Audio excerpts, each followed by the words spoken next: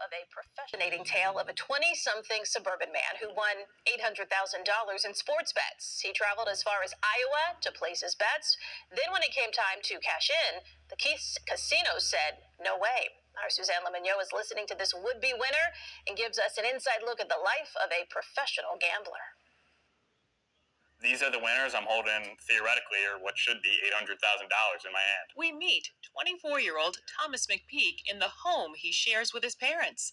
An area in their house is a shrine to their favorite teams. You researched, you've read every single one of these books. Yeah, this was a calculated attack, I guess you could say, where I thought I had an edge. This refers to stacks and stacks of sports bets placed last year.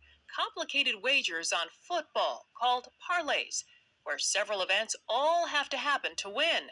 First stop, Horseshoe Casino in Hammond in August. You went in with $30,000. Roughly over the course of 1 weekish. And your wins were $350,000? $350,000. The next stop, the Isle Casino in Bettendorf, Iowa in September. Both locations happen to be owned by Caesars. I take about $20,000. I sat at the kiosk for 4 hours just punching in my bets. Bet after bet after bet after bet after bet. McPeak looks for wagers where he believes the odds are in his favor. If you want to take a look at that notebook. McPeak does extensive research, some of it laid out here in his handwriting. Over time, he and other professional gamblers believe they can gain an edge, but it's hardly a slam dunk. It's not like I can just snap my fingers and just make the bets win. They still have to win. Most of the tickets did not win. In my hands right now, these are all losers. But a few of the tickets were winners. Big time. And I won $350,000. But they won't pay it to you. No, they will not. McPeak tells us Caesars voided the tickets when he tried to get his cash in October. He says he was referred to the house rules. Do you think that's fair? Of course not. A similar story when he returned to the Iowa casino this January to collect $450,000 for these winning tickets.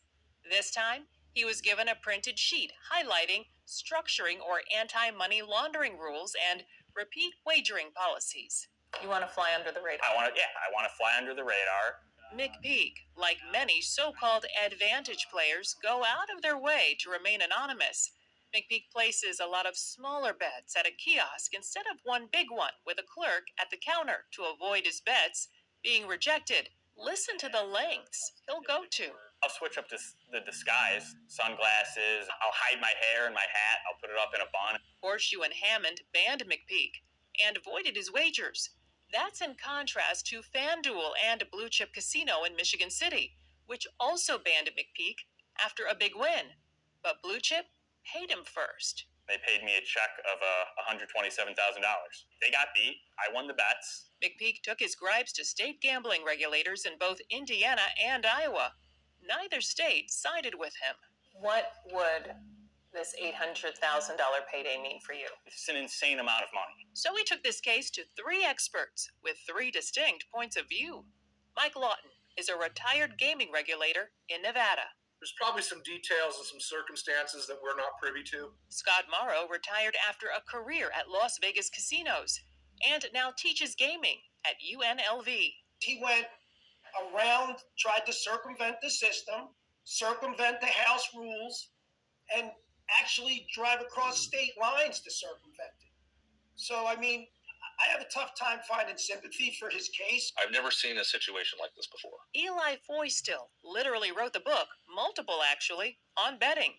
He sides with McPeak, based on the timing of when Caesars voided the bets. If Caesars had decided before the first game was played to void all the wagers, that would be fair. That would be saying, you've broken the rules, and when they saw that they didn't win, when they waited to see if he'd win before they voided him, that's where the problem was. The clear answer is Caesars owes this. There's no rules against staying under the radar. It's horrible what they're doing to me. In the